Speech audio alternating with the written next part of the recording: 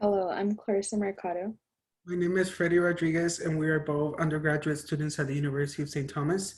Our study was led by our faculty advisor, Dr. Joe Mayer Marquise, and our study focuses on the relation of family functionality to acculturation levels of first generation Latino immigrant adolescents.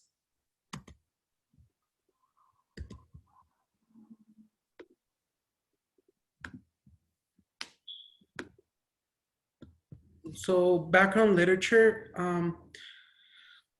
So acculturation is an emerging topic in today's world, and it's a topic that deserves attention. Latinos are a constantly growing population within the U.S. It is estimated that in the years that are yet to come, there will be around 97,000 Latinos living in the U.S. So definitely, this is a group that deserves attention, and acculturation is one of the major problems that are surrounding these groups. And we came across previous research that has done related to the topic of acculturation itself, but it hasn't been related to these specific minority groups.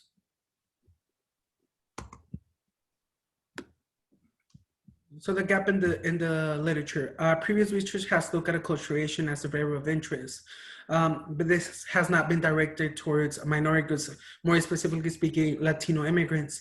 The groups of interest in terms of research have been Asian Americans or immigrants that are living in Europe that are coming as asylum seeking from other countries.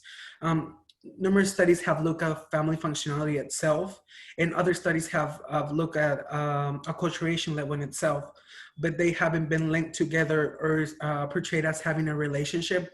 So the purpose of our study is to look at the relationship between family functionality and the acculturation level of first generation Latino adolescent immigrants. We predict that those participants who live under a low family functionality household will show stronger levels of acculturation, and vice versa, meaning that those that are living in at home where family has a high functionality will show less levels of acculturation, meaning because when kids don't have that support system at home, they tend to seek it elsewhere. So our methods. So we came up with a survey method in order to recruit participants and come up with our data. So we recruited participants at a Christian congregation here in the Houston area. So the qualifications in order to participate in the study had to be under the age of 18, but they had to be old enough to be able to comprehend and answer the questions of the questionnaire independently, meaning without the help of an adult or the influence of another person. So the materials and scale, it was an English version and a Spanish version of the scale. This was with the intention of a better understanding as immigrants.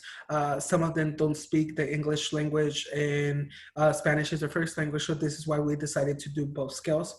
Both of the forms were powered by Google. There were a 12-item SASHI scale and the 30-item family functioning scale. These were the two scales that were used in order to look for that relationship. We came up with a coloration design that studied the relationship between family functionality and acculturation and the procedures. So we asked participants to complete an online questionnaire by providing, mainly they start out by providing the demographics, the country of origin, their age, answering questions, measuring the acculturation levels they had, and furthermore, answering questions that had to do with family functionality, such as, oh, when we eat dinner, we have a conversation, or questions of that nature.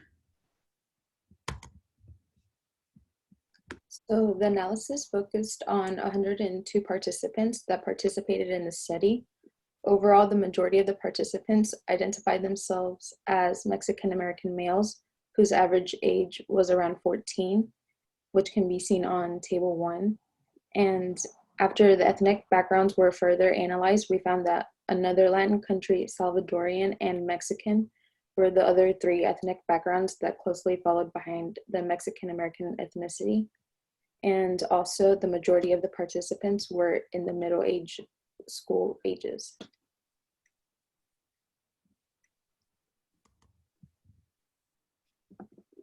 And collectively, the acculturation level among the participants was average, while the family functionality level among the participants was slightly below average.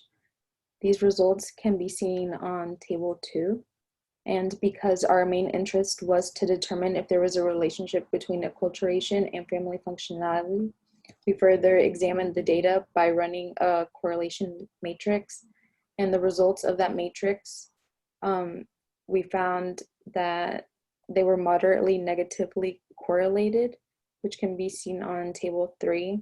And we also decided to examine the 3 subscales of family functionality by also using a correlation matrix. And the results of the correlation matrix for the first subscale, which was intimacy, we found that they were moderately negatively correlated.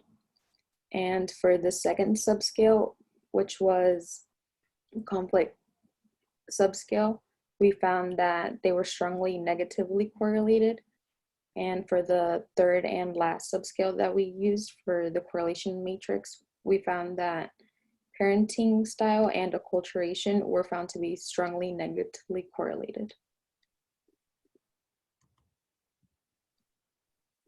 And after collecting all the data and running statistics on it, we determined that the data we collected did support our hypothesis that the participants who live under a low family functionality household will show stronger levels of acculturation than the participants who live under a high family functional household.